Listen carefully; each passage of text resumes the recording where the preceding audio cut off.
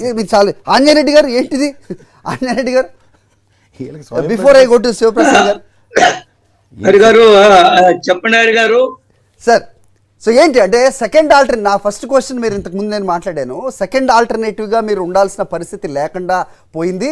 ఇన్ని రోజులు ఇదిగో మీరే రూట్ మ్యాప్ ఇవ్వాలి అంటూ పవన్ కళ్యాణ్ ఒక వ్యూహంతో వెళ్ళి ఈరోజు తెలుగుదేశంతో జతగట్టి మీరు ఎక్కడా అనే ఒక క్వశ్చన్స్కి ఆన్సర్ లేకుండా చేశారు అనేది ఒక నెరేటివ్. అయితే ప్రస్తుతం ఈ పీకే ప్రశాంత్ కిషోర్ కూడా మళ్ళీ వచ్చారు. దీంట్లో కూడా మీ భాగస్వామ్యం ఉందా అంటే మీరు చెప్తారు ఆబ్వియస్గా మాకు సంబంధం లేదు అని. బట్ దీని అంతట్లో బీజేపీ ఎక్కడా అనేదే ప్రధానమైన క్వశ్చన్ వినిపిస్తూ వస్తుంది. ఇప్పుడు కేఎస్ ప్రసాద్ గారు అంటున్నారు వెనకుండి మీరే అంత నడిపిస్తున్నారు, మీరేం చెప్తారు? హరి గారు, మీకు ప్యానల్లో ఉన్న అనలిస్ట్ ప్రసాద్ గారికి, సోదరులు శివశంకర్కి అందరికి కూడా నమస్కారాలు.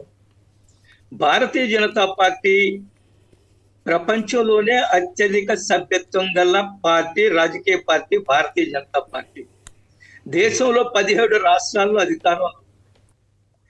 మొన్న ఇటీవల జరిగిన 3 రాష్ట్రాల్లో ఈ రాజకీయ పరిశీలకులు బిత్తరపోయే విధంగా, ఆశ్చర్యపోయే విధంగా వాళ్ళ అంచనాలన్నింటినీ కూడా తారుమారు చేస్తూ రాజస్థాన్, మధ్యప్రదేశ్, ఛత్తీస్గఢ్ లో భారతీయ జనతా పార్టీ అధికారానికి వచ్చింది.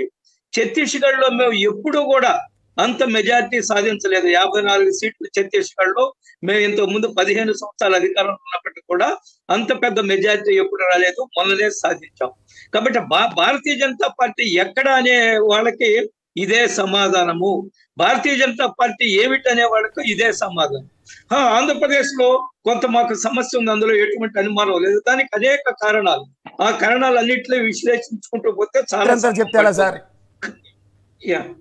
హలో కదండి, మీరు ఆంధ్రప్రదేశ్ గురించి అడుగుతుంటే ప్రపంచ చరిత్ర అంతా చెప్తే ఎట్లా సార్?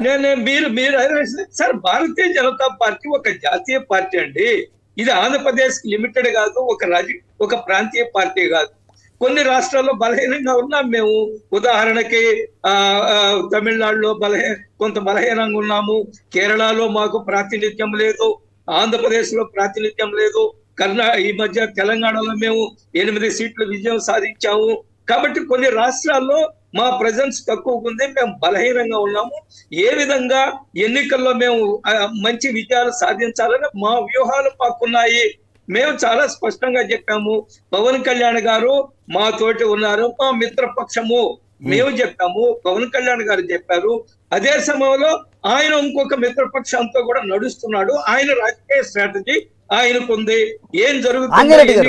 ఆంజనేయురెడ్డి గారు మీరు చెప్పిన దాని దగ్గర నుంచే నేను వస్తాను. ఎస్, ప్రపంచంలో అత్యధిక సభ్యత్వం ఉన్న అతిపెద్ద రాజకీయ పార్టీ బీజేపీ.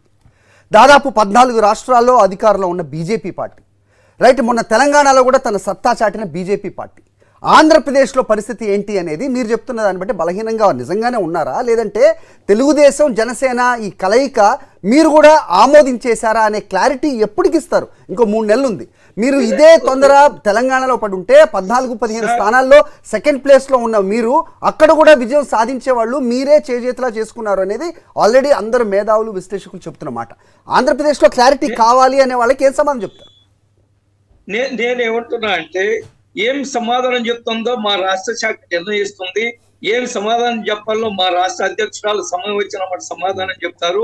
నేను ముందే మీకు చెప్పినట్టుగా మాది ప్రాంతీయ పార్టీ కాదు, జాతీయ పార్టీ. జాతీయ నాయకత్వము, రాష్ట్ర పార్టీని విశ్వాసంలోకి తీసుకుని రాష్ట్ర పార్టీ, జాతీయ పార్టీ నాయకత్వం మాట్లాడుకున్న తర్వాత ఎప్పుడు ఏ నిర్ణయం తీసుకోవాలనేది మా పార్టీ అధ్యక్షురాలు నిర్ణయం చేస్తారు. మా పార్టీ రాష్ట్ర శాఖ నిర్ణయం చేస్తుంది. మీరు ఆందోళన పడవలసిన అవసరం లేదు. మా శక్తి ఏ విధంగా పెంచుకోవాలో, ఏ విధంగా ముందుకు పోవాలో, ఎవరితో కలవాలో కలవకూడదు అనేది మేము ఒక జాతీయ పార్టీగా తీసుకునే హక్కు మాకుంది. మా నిర్ణయం మేము తీసుకుంటాము. సరైన సమయంలో సరైన నిర్ణయం తీసుకుంటాం. ఇందులో ఎటువంటి అనుమానం లేదు. కానీ మీరు కేఎస్ ప్రసాద్ గారు లాంటి అనలిస్టులు ఆందోళన చెందవలసిన అవసరం లేదు. ఇక్కడ మా ఆందోళన కాదు సార్, మా ఆందోళన మాకెందుకు ఉంటుంది ఆందోళన? బీజేపీ కంటూ ఒక శ్రేణులు ఉంటారు, హార్డ్ కోర్ బీజేపీ వాళ్ళు ఉంటారు కదా. అలాగే జనసేన బీజేపీ ఇద్దరం కలిసి ఉన్నాం అనుకునే భ్రమంలో ఉన్న వాళ్ళు కూడా ఉంటారు కదా.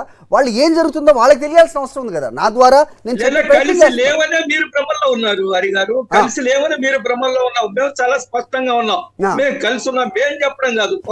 సార్ ఇప్పుడు ఆత్మీయ సమావేశాల్లో మీ ప్రస్తావన రాదు. ఒక్క నిమిషం, ఆత్మీయ సమావేశాల్లో మీ ప్రస్తావన రాదు. బీజేపీ పెద్దలతో పవన్ కళ్యాణ్ కలవరు. ఎలాంటి ఆత్మీయ సమావేశాల్లో మీ ప్రస్తావన రాదు.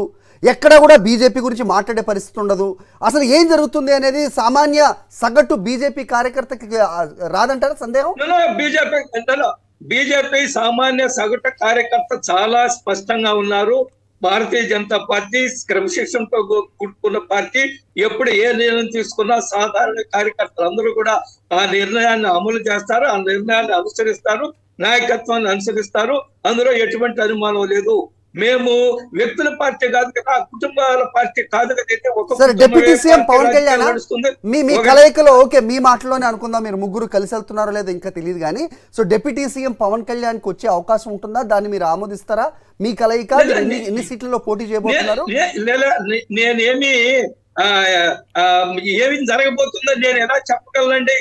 ఏమి తెలుగుదేశము పవన్ కళ్యాణ్ గారి మధ్య ఏమి నడుస్తుందో నేను ఎలా చెప్పగలను? వాళ్ళ మధ్య ఏం మాట్లాడుకుంటున్నారో నేను ఎలా చెప్పగలను? రెండు ప్రాంతీయ పార్టీలు వాళ్ళ సొంత నిర్ణయాలు తీసుకునే హక్కు వాళ్ళకుంది. వాళ్ళు ఏ స్ట్రాటజీలు చేస్తారో, ఏ విధంగా ముందుకెళ్లాలనే హక్కు వాళ్ళకుంది. కాబట్టి ఏం జరగబోతుందోనని ఆయన డిప్యూటీ సీఎం లేదు ఇంకేదో మంత్రి, ఎంతమంది మంత్రులు ఎవరెక్కడికి పోటీ చేస్తారు, నేనేమన్నా మాట్లాడడానికి మీరు ఎక్కడి నుంచి చేస్తారు చెప్పండి సార్. మీరు ఎక్కడి నుంచి చేయబోతున్నారు? ఎన్ని సీట్లు చేయబోతున్నారు అదని చెప్తారా? లేదా ఎవరండి? బీజేపీ లేదా బీజేపీ ఎన్నికలు ప్రకటించడం మీరు ఎందుకు ముందే ఓఆర్ జంపింగ్ ద గన్? ఎన్నికలు ప్రకటించనివ్వండి. స్ట్రాటజీలు బీజేపీ ఏ విధంగా తయారు చేస్తుంది, రాష్ట్ర శాఖ కేంద్ర నాయకత్వం ఓకే సార్. అంటే ఒక పక్క తెలంగాణ ఎగ్జాంపుల్ కనిపిస్తున్నా ఇంకా సమయం ఉంది అనుకుంటే నేను చెప్పలేదు.